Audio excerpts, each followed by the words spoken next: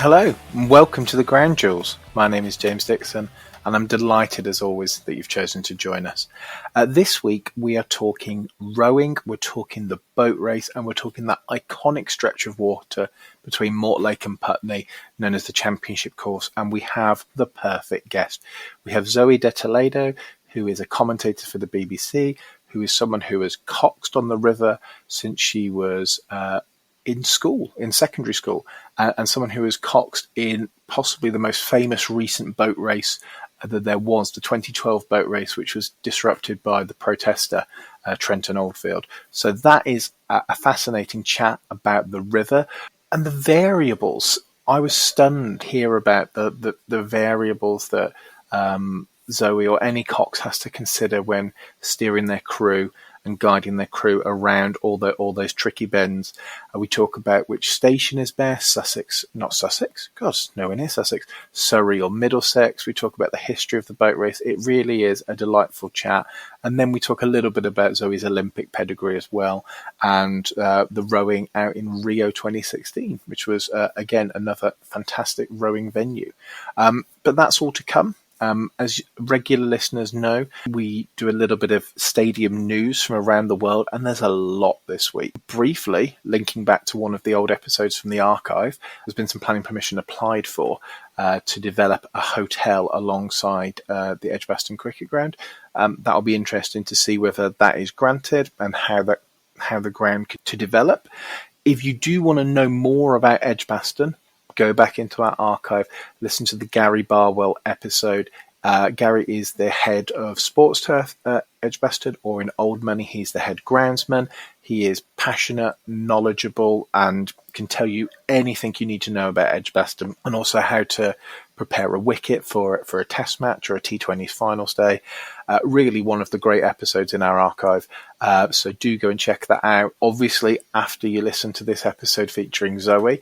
And the other couple of big stadium stories that I want to cover this week. Firstly, in America, in Kansas City, the Kansas City Current, who are a new women's professional football team in Kansas City, and by football I mean soccer, they would call themselves a professional soccer team, opened their stadium this week, or probably maybe last week when you're hearing this, but it's the first purpose-built stadium for a professional women's team in the world, which is great. And it's so it is Patrick Mahomes, who's the quarterback from Kansas City Chiefs, and his wife Brittany are very involved with the project. They're co-owners of the Kansas City Current, and they had a very successful opening to their stadium last week with a win. And it's just interesting that we're seeing bespoke venues now for women's sport. We know about the growth of women's sport. It's very exciting. Yeah, great that we're seeing venues that are bespoke and purpose-built and cater specifically to women's sides. I am hoping to get someone from Kansas City Current on to discuss that. We have had some initial discussions, so fingers crossed on that. But the main stadium news that I want to talk about this week is in Brisbane. It's in Australia, and if you do not know, Brisbane is hosting the 2032 Olympics. And it's a bit unusual. The Olympics have sort of changed the way that they're awarding the Olympic Games. There was a fierce battle for 2024 between Paris and Los Angeles, which got sort of solved when they agreed, Paris can take this one, Los Angeles will take the next one. And that sort of solved itself. And then the IOC started this process where they would identify potential future candidate cities to work with, rather than having a costly bidding process. What kind of London went through for 2012 when it was against Madrid and Moscow and New York and Paris. Yeah. So instead of having four cities in that instance disappointed at the end of it, they wanted to make things a little bit more sustainable. And so they started the process of identifying cities that they would work with. And they chose Brisbane for 2032. Absolutely nothing to do with the IOC vice president that's from Australia. I'm sure about that. But Brisbane was the city that they chose. And they appointed them in 2021. And now you're finding there's an election in Queensland. And there is both the governing party and the opposition parties ruling out spending money on a new stadium or refurbishing one of the two major city centre stadiums that there are in Brisbane. So there's Lang Park, which is the home of rugby in Brisbane, Queensland Red Rugby Union, Rugby League, etc. That's on the north. That's the north side of the city. Brisbane is a city that is cut in two by a winding river, and you actually have water taxis, lots of water taxis that go across between the different sides of the river there. So you've got Lang Park there, and on the south side we have the Gabba, which is the cricket ground. Now, neither of these are going to be redeveloped significantly for the Olympics, which leaves the prospect of athletics, which is the crown jewel of the Olympic Games, being not in the host city of the Olympic Games. So there are two options now for athletics. It's a redevelopment of the 1982 Brisbane Commonwealth Athletic Stadium, which is actually more than 10 miles south of Brisbane CBD, with no train lines and no plans to put a train line into there. The plan is for spectators to get there via bus, or that the athletics actually goes to the Gold Coast, which hosted the 2018 Commonwealth Games. And I think it's a little bit indicative of the risk that the IOC has taken by not having a bidding process, by only working with one city, committing themselves to one city, that then goes, do we want the actual cost of hosting these Olympics? And I don't know what the IOC's reaction will be. I'm sure they're monitoring closely the election in Queensland. But we've seen from Australia giving back the rights from the 2026 Commonwealth Games, there is not a great appetite in Australia and maybe in most of the Western world, really, to spend large money on sort of vanity stadium projects for events like the Olympics, events like the World Cup, that have limited use long term. So it will be interesting. Obviously, we're very focused on 2024 and Paris, but what type of Olympics might we get in 2032? It could be more diffuse, more spread out, arguably more sustainable. That's going to be different when you've got arguably your main sport not in the centre of the location where the Olympics are being hosted from.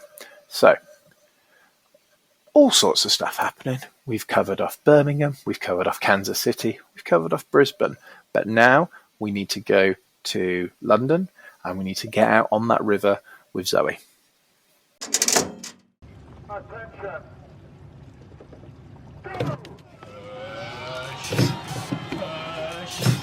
Flow. 4, 5. Come on. Push rhythm. Now. Today we are joined by Zoe De Toledo. Zoe is an Olympic silver medalist from Rio 2016, where she coxed the women's 8 as they narrowly pipped Romania in third place. And she's also coxed the university boat race between Oxford and Cambridge for the Dark Blues. Zoe, welcome to the Ground Jewels. Thank you for having me. No worries. Today we're going to talk about that stretch of water between Mortlake and Putney that's so familiar to anyone who's ever watched Grandstand on a spring afternoon. And I found out, while researching it, it's not just called the River Thames, it's called the Championship Course. That's right. The Championship Course is the section that I'm going to talk about, but I'm actually going to start further back if that's okay. So I want to talk about the River Thames first. Oh, go for it. So the River Thames is, it's not actually the longest river in the UK. It's the second longest river in the UK. It's about 215 miles long. It flows from the Cotswolds, basically, not far from me in Oxford, through Oxford itself, where it's called the Isis River locally, down through Reading, Henley, Windsor, all those bits and pieces, and then hits Teddington Lock. And at Teddington Lock, it becomes a section of the Thames that is called the Tideway, because that's the tidal stretch. So it actually, before Teddington Lock was built, the tide actually stretched further up, I think to Staines, so another good 15, 16 miles upriver. But now that tidal section is Teddington Lock, right through down to the estuary, which is about, I think it's about 55 miles, 50 miles or so. So it's quite a big section of the Thames that is that tidal section. So you've got the the river can be flowing in either direction depending on which way the tide's going. The championship course, the bit that we're going to talk about today, is that little section between Putney and Mortlake. But I think it's important to recognise that that's actually just a part of a river, which is really, I would say, the kind of home of rowing in the UK. You know, Henley Regatta is held on the Thames in Henley. Some of the oldest rowing races in the country, which are the Oxford University bumps races, also on the Thames. So the championship course is just a little over 4 miles, sort of 6.8k section of that long river. And why do you think it became? Because there is a really interesting history of rowing. I mean, the bumps races sound absolutely wild. With the goal of literally crashing into the college that's in front of you, so you can leapfrog them in the order for next year. Why did we think that this became the place where the boat race was decided? Because it wasn't always this way, and sometimes back in history, because it's been going since 1829, as I'm sure you know. But sometimes it was raced Mortlake to Putley, going the other way on the sort of on an ebb. Sometimes it was raced in different parts of the river, more towards Westminster. But this became the course that's everyone's sort of familiar with. Yeah, so it was first used for the men's boat race in 1845. So there was just a short section before where it was raced at Henley and various other places, and like you say, also in other stretches of the Thames. And I think one of the reasons was that it was kind of seen as a neutral ground. It was neither near Oxford nor near Cambridge, and actually it's somewhere that's more central to be raced. And actually, the only time in history since the start of racing on the championship course that the race has been held somewhere else was in 2021, when the race was held in Ely, which is obviously Cambridge's home territory, and that was for COVID crowd control kind of reasons. So otherwise, it's been that same course. I think there were 3 races where it was held in the other direction in that time. Back in the 19th century, but every other year it's been that same course from Putney to Mortlake. And I think that familiarity, particularly when the BBC started televising it, which started in 38, and then after the Second World War, they're able to cover the whole race, not the finish. And then from 59 onwards, it's a sort of a staple of grandstand and a big deals sort of made of it. And I think that's when the growth of television and things like that, it became kind of really well known in sort of the public's minds. And I had relatives never been to Oxford, never been to Cambridge, never been to university, who would decide, often based on colour, whether they preferred light blue or dark blue. I guess it made more sense to have a rooting interest, and people would choose that. From your point of view, how did you first become involved in rowing? Because you have a really specialised job as the cox. You're sort of the captain of the boat, aren't you? You're not doing the physical exertion of moving it along, but you're steering, you're controlling, you're coaching. How did you get into coxing? So I started at school. I was recruited by someone who was a few years older than me, who was a rower, and she basically recruited me because I was small and bossy.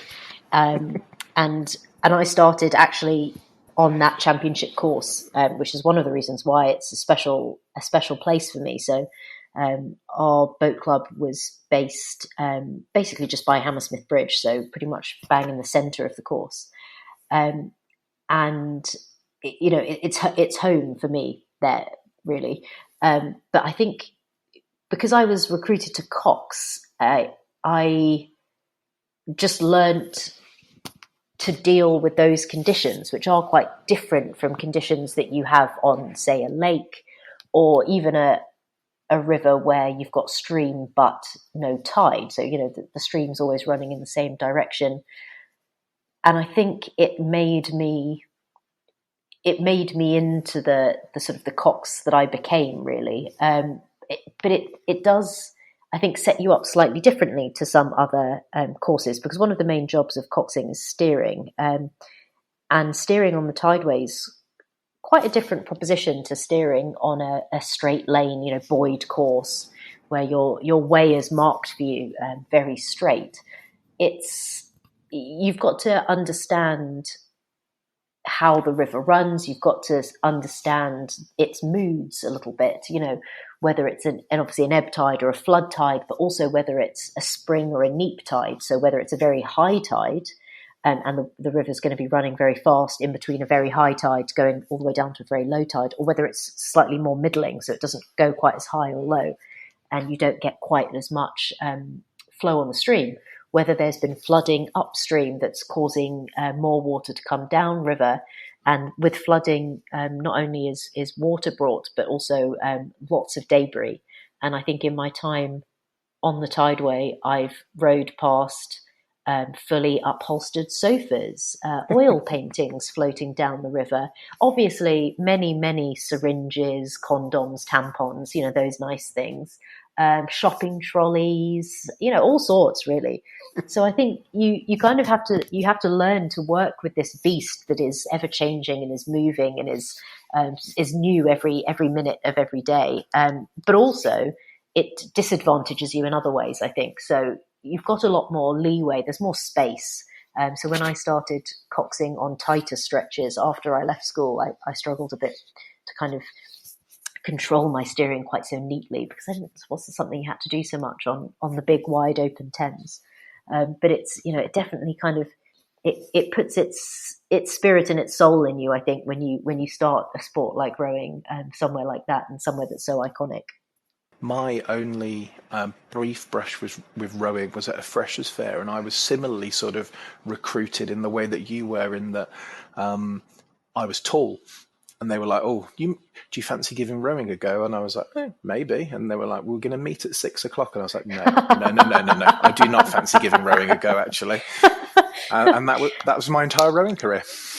I used to coach as well at the Oxford colleges, and I remember one. I started with some new novices, and I did a session with them in the indoor rowing tank to start with, which is quite often, it's a great place to learn, because you don't have the wobbling of the boat and all those variables to deal with.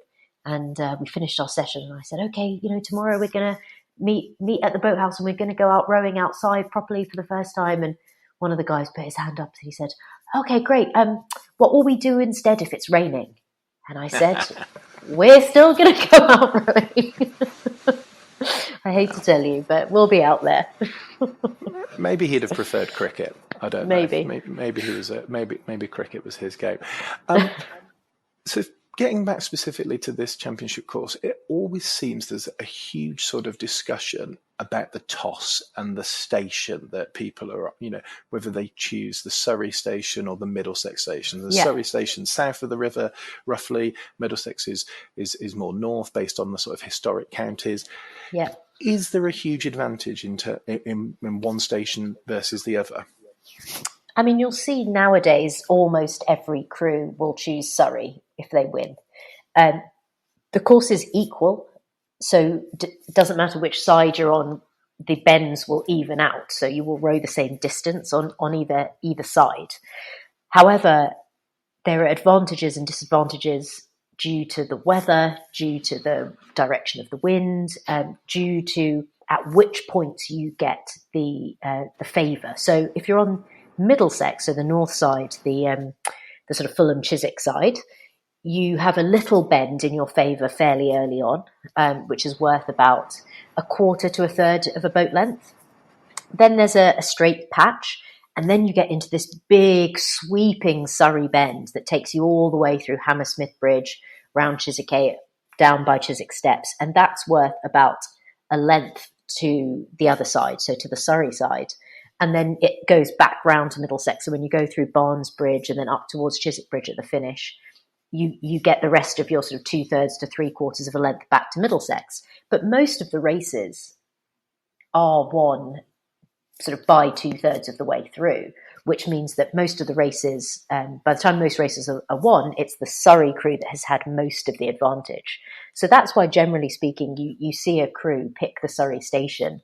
You want to get ahead, use that big bend to your advantage, and then sort of put yourself up ahead and stay ahead. And it's in rowing, one of the things, obviously not for a cox, but for a rower, is that when you're winning, you can look back and see your opposition. So it's much easier to react to them. But the crews that pick Middlesex are either the crews that might have a very, very fast start. So they might think, okay, actually, we can go out and use that early bend, capitalize on that, and get ahead so early that we can then kind of sit in front of our opposition and negate their benefit of the Surrey bend. Or it might be a crew that actually thinks that this race is going to go all the way to the finish line and wants that last bit of advantage for themselves. Or it might be a crew that's desperate, which is often something that's said. A crew that picked Middlesex might be a crew that knows they're the underdog and thinks, I've got to do something different here to kind of try and break from the normal way of things. But generally speaking, nowadays you do see crews picking Surrey. Yeah, I could see that. I could almost picking Middlesex is that we know we're going to take you in the last mile or so. Yeah. But you have the I guess the situation as different to say an Olympic course where you've got your lanes. If you do get more than a length up, is there tactics then involved? Can you sort of push people wider and it does feel like it's Lawless is going too far, but when we hear the umpires, I'm not sure that doesn't feel like you really respond to them very much. Fair, yes. The thing about the boat race is there aren't that many rules. I mean, you say lawless, but it's not too far from the truth. And one of the main rules essentially is that the umpire is God. They have the final say. They essentially can dictate where they want the race to go, where they want the steering to happen. And you do have to respond, but you have to do it cautiously because you don't want to lose your crew a lot of time by sticking the rudder on, and the rudder works by acting as a brake and steering them out of the fastest water. So you've got to do it judiciously.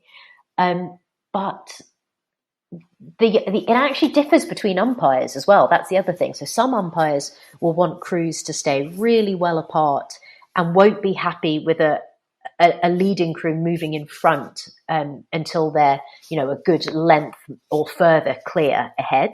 Some umpires are happy for a crew to move ahead much earlier, and often it will depend on not just if the crew's ahead, but if it looks like that crew is still moving away. So, if that crew is obviously moving away and is kind of putting in distance on the trailing crew, generally speaking, the umpire will be more happy for them to pull ahead. However, the danger is that if you do pull over into your opposition's water and your opposition did then come back and, for example, hit you, and you were deemed to be in their water, no matter if you were, up or not, you can be disqualified.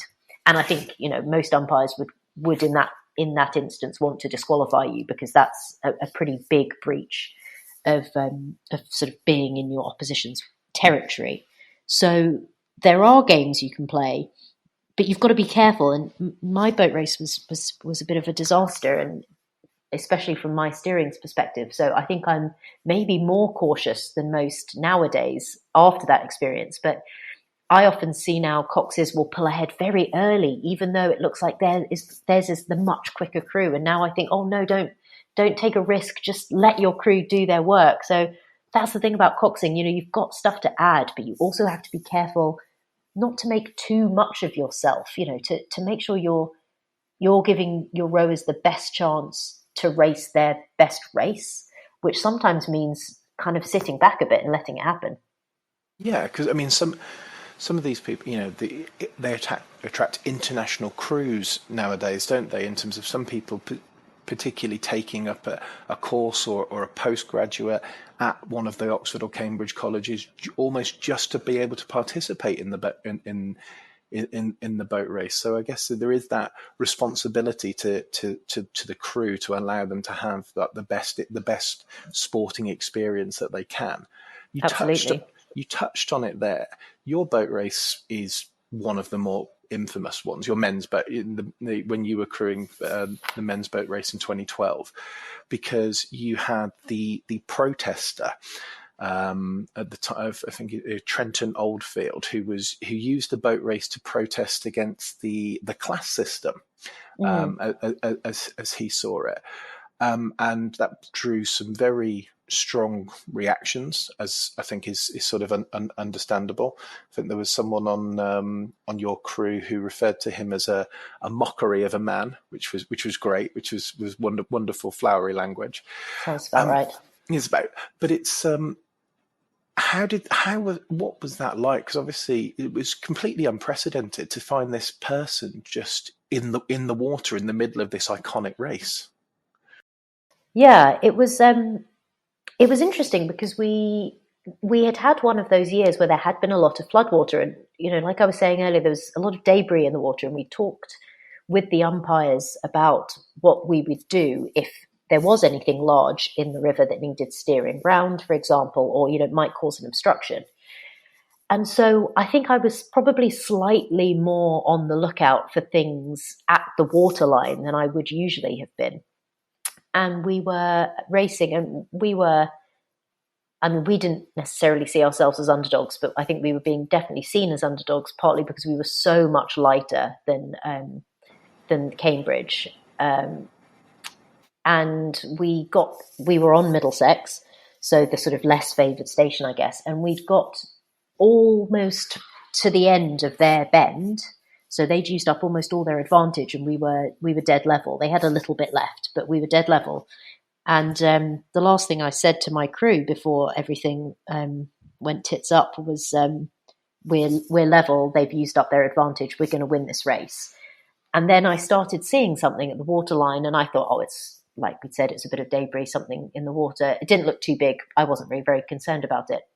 But then the thing that attracted me to it is that obviously debris moves with the stream, so it would have been, moving in the same direction as us, not as quickly as us, but it would have been traveling in the shape of the stream, the way the stream runs down the river. But it wasn't. It was going across the stream. So I kind of thought again, oh, it's a large bird, it's something like that. But it was too big. And then I thought someone's dog is in the river, which is, it does happen, but not usually that far out.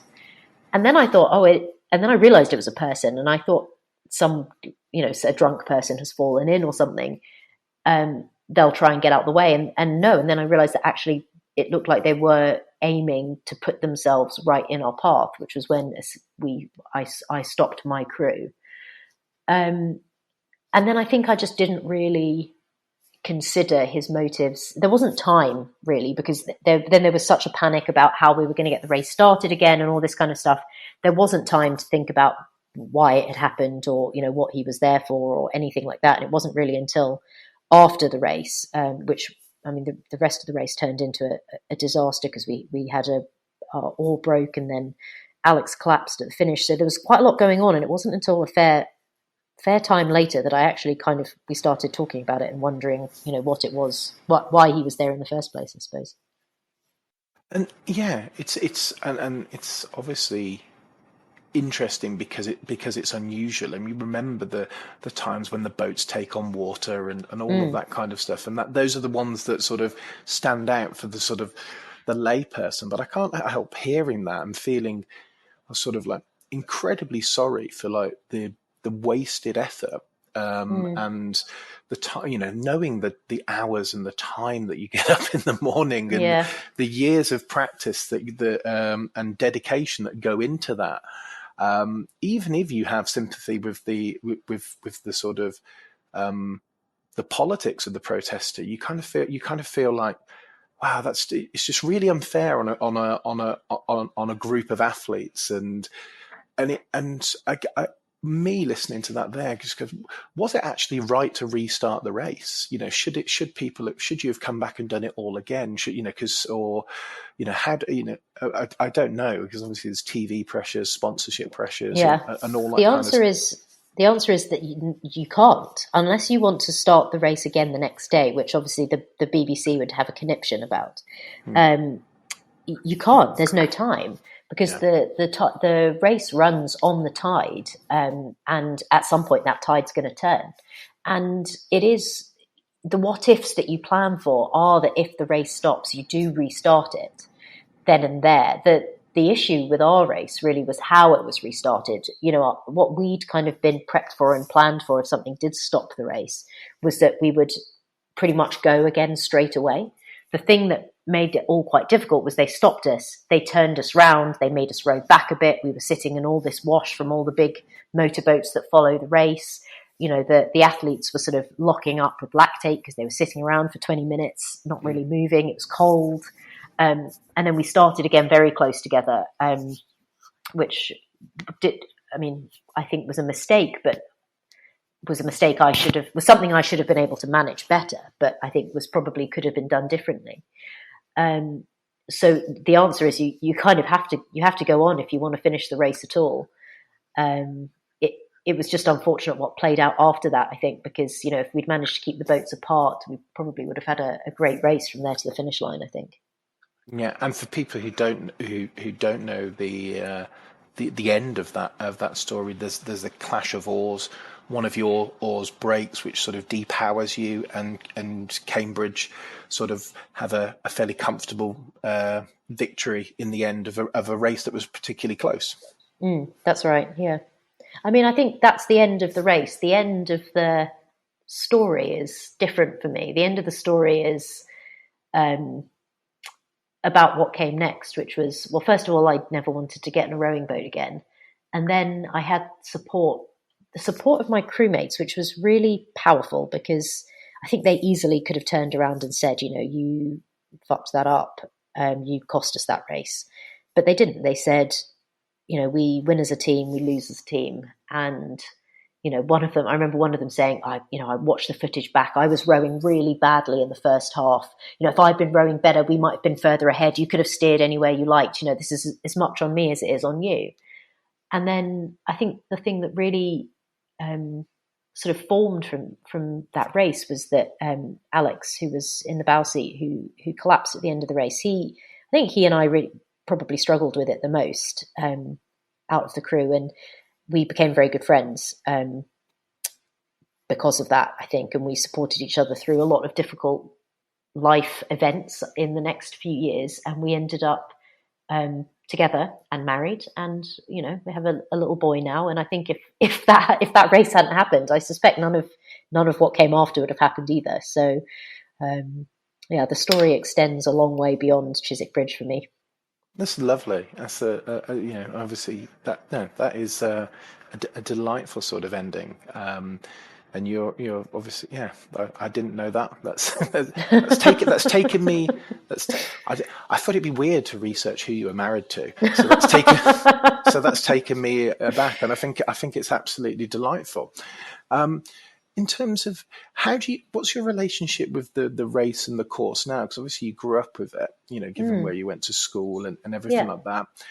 Is it something that you're able to enjoy now, or has enough sort of time passed, or do you give it a sort of wide berth? No, I think the nice thing about the championship course is in that direction, it's raced for the boat race. In the other direction, it's raced for a whole host of major sort of UK races. So the head of the river races, they're called, so raced in eights, sort of time trial fashion. So if you'll have 400 boats setting off one after another, and they're timed, and just fastest time wins essentially. So I've raced in those races a lot since. I do a lot of coaching and teaching coxes about steering the river and things like that.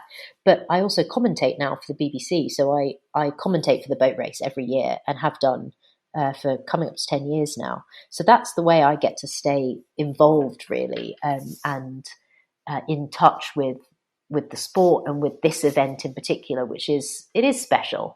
So I kind of have managed to turn that around. And I guess I use the experience in a positive way. Like I said, it's led me to a place in my life where I'm very happy, despite it being a really an awful day out.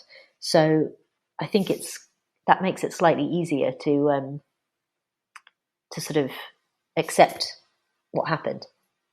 That makes a lot of sense. And I think you referred to it as a sort of a day out there. And of course, for many people, that's what it is. It's one of the sort of great spectator events where you don't need a ticket. You can come up, No. you can find a spot on the river.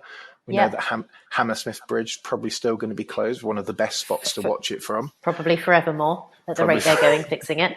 Yeah. I'm interested in terms of, there's some great pubs. The boat race organisers put on fan parks. But if you weren't commentating, where would you try and watch the race from? My sofa. I mean, I would watch it on TV. There's some great spots down by the start. So some of the boat clubs there, London Rowing Club, Thames Rowing Club. I mean, often now they have sort of corporate things on, so it's not that easy to just wander in. But if you are able to get in somewhere like that, you've got a great view of the start, and then they've got a nice big TV screen for you to watch the rest of it. Obviously, Hammersmith Bridge used to be a favourite, but is currently closed. So it might be open to pedestrian. No, sometimes they close it to pedestrians during the race. Actually, I think for safety reasons. But the other spots, there's the big fan park. I've actually never been, but I've heard really lovely things about both fan parks. There's one at Bishop's Park, which is just near the start, nearby where Fulham Football Club, Craven Cottage. And then there's one up by Hammersmith at Furnival Gardens, and apparently they've both got really great sort of festival type atmospheres. But I think if it was me, I'd try and sneak in somewhere a bit away from the crowd. So one of those boat clubs with a good view, where you can sort of watch the race go by and then sneak back to the TV to see what happens. Or from my sofa, I think, so I can see it all in minute, fine detail. No, I was looking at some of the pubs and some of the boat clubs. You're easily looking at north of £50 a ticket if you want one of their less restricted views. So it's there you go. It's an expensive day out. Yeah, but or you can find a spot, take some cans. Depends. I would definitely go for that option. I'd go for that option. I'd just find a spot along the towpath somewhere. I mean, there's some really lovely pubs over on Hammersmith as well. Rutland Arms and the Dove and Blue Anchor over there. So they're nice spots to watch from if you can squeeze yourself in. The other nice one is actually further down by Mortlake. There's a pub called the White Hart, which sits right on the edge of the river in quite a sort of empty stretch, actually, just between Barnes and Chiswick Bridge. But I imagine that is absolutely rammed. But I think that's what makes the boat race special is the attention, and like you said, from people who have nothing to do with either university. But I think the thing that on top of that makes it special is that if all that attention went away, if none of the media turned up, if the BBC weren't there, if those hundreds of thousands of people weren't lining the banks, Oxford and Cambridge would still show up to do that race. And it's just a bunch of amateur students at the end of the day who are trying to balance their studies and their pressures of being in your late teens, early 20s, and all this kind of thing with this huge training program, but also this massive media attention, which most people in the sport won't have experienced before. So knowing that even if that all disappeared, they would still be there, I think makes it quite special as well. You kind of see it. The sort of the dedication of sort of amateur sports people is always something that I admire, and particularly even there's other Olympic sports where they only get attention roughly every 4 years, but all of that training that goes unseen, and it can all go at any point with one badly timed injury or anything like that, and you can miss a whole Olympic cycle, and I think it's like I said, the dedication of sort of amateur sports people is always remarkable. I just want to give you a chance to kind of talk a little bit about the Olympics, if you would like to, because obviously from there, from the disappointment in 2012. You ended up in the Olympic 8, coxing the women's 8, to a silver medal in Rio. And I was looking at some of the numbers, I mean, for Tokyo, we took 45 rowers across the men's and women's teams. We took 2 coxes. And the opportunities to cox at the Olympics have been gradually reduced. Going back 20, 30 or 40 years, you had coxed pairs and coxed fours. And now it's just the 8s which have a cox. What's that Olympic experience like? And is it different coxing a women's crew? What are the differences coxing a women's crew versus a men's crew?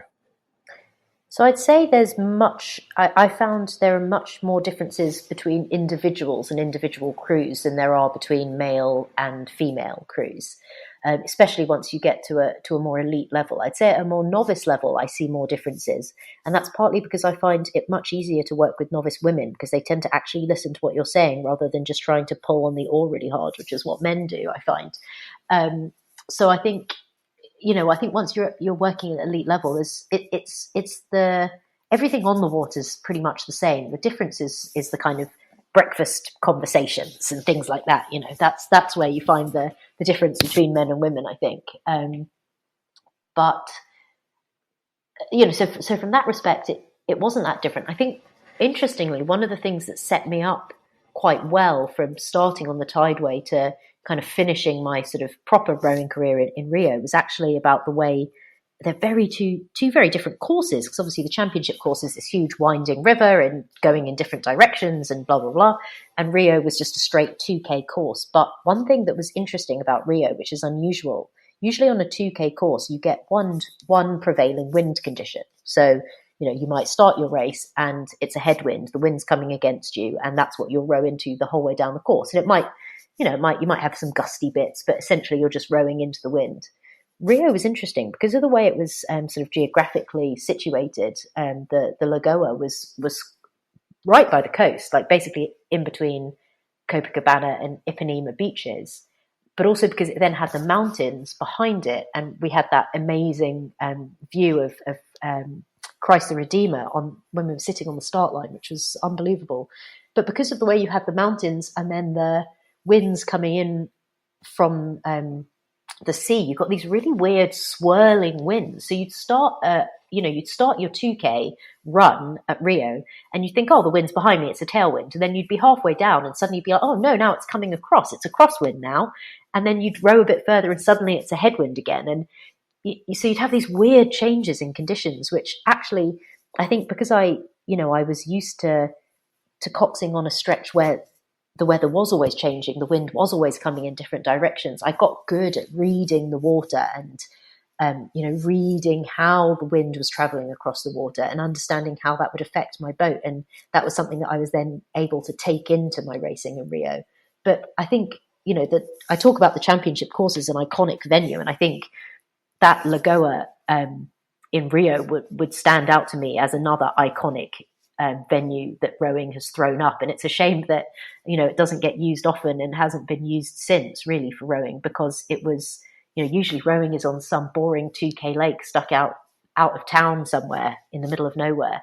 But at Rio, it was just this stunning venue right in the center of the city, really at the heart of Rio itself, with that amazing statue in the background. And it was, it was stunning. It certainly was, and I remember a lot of the discourse around that venue at the time. And I think, if we're talking about those difficult conditions and how you're able to navigate the boat, in when your medal and your place comes down to 0.12 of a second, I think almost maybe the difference between bronze and silver was all that time that you spent on the championship course. Yeah, perhaps it was.